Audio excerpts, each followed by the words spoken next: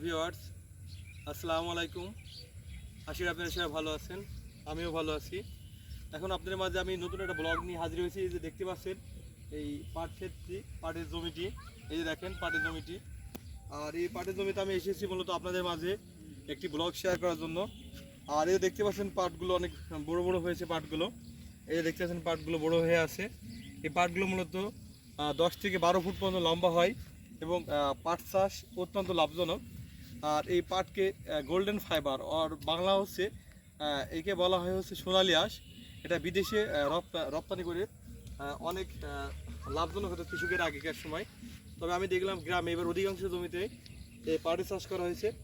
আর দেখতে পাচ্ছেন এই যে পাটের পাতাগুলো আসলে কেমন হয়, এই যে গাছগুলো যে লম্বা আকৃতি হয়ে যাচ্ছে এবং এখানে দেখতে পাচ্ছেন পাতাগুলো আসলে কিভাবে পাতাগুলো হয়েছে, এই যে দেখতে পাচ্ছেন পাতাগুলো। আর এই যে জমিটাতে পাট চাষ করা হয়েছে এখানে আসলে পানি সেচ বৃষ্টির অভাব আছে। তারপর পানি সেচের মাধ্যমে পাটগুলোকে আসলে সতেজ সবুজ করে রাখা হয়েছে। যদি এখানে পানি সেচ পর্যাপ্ত পরিমাণ দেওয়া না হতো তাহলে কিন্তু এই পাট আসলে ভালো হতো না।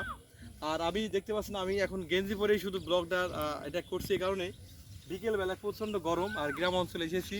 এই প্রচণ্ড গরমের কারণে মূলত আমি গেঞ্জি পরে ব্লগটা আপনার মাঝে করছি। এটা আসলে দেখাতে চাচ্ছিলাম যে আসলে যে এলাকার আসলে মাঠে আসার পরে এই যে গরম আবহাওয়া আছে, তারপরে খুবই গরম বিকেলবেলা এখন আমি এখানে যেখানে অবস্থান করছিলাম খুবই গরম একটা পরিবেশ এখানে।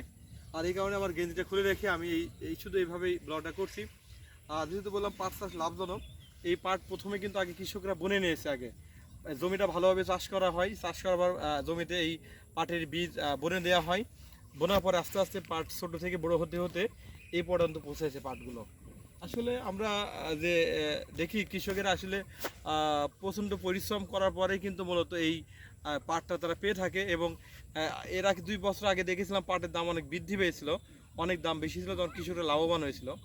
দেখেন যদি এই সার বা বিভিন্ন এই যে জমিতে অনেক কিছু খরচ হয় চাষাবাদের জন্য, এটা যদি ভালোভাবে কৃষক লাভবানভাবে বিক্রি করতে না পারে তবে সেক্ষেত্রে এটা কিন্তু কৃষকের অনেক লস হয়ে যায়।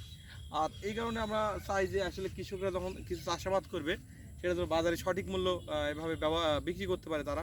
তবে অনেক সময় দেখা যায় যে যারা মানি ল্যান্ডার্স মানে মহাজন যাদের বলা হয় তারা অল্প দামে কিনে নিয়ে বাজারে বেশি দামে তারা বিক্রি করে।